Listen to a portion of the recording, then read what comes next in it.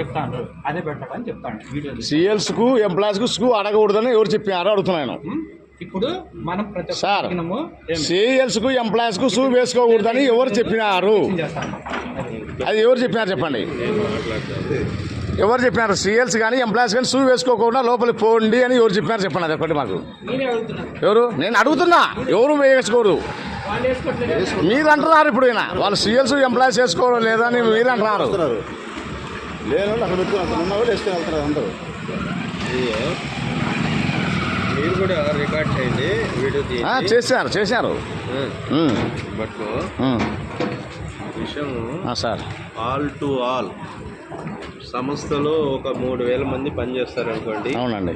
3000 మందిని అందులో మాకు కొంతమంది పరిచయస్తులు ఉంటారు.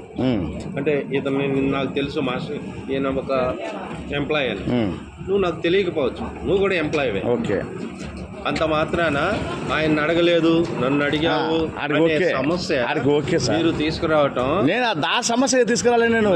ఆ సమస్య నేను తీసుకురాలేదు. నేను ఆ సమస్య ఇప్పుడు జరిగిన విషయం ఎందుకు చెప్తా ఉండండి. మేము గుర్తుపట్టలేదు, గుర్తుపట్టకపోతే అడిగారు.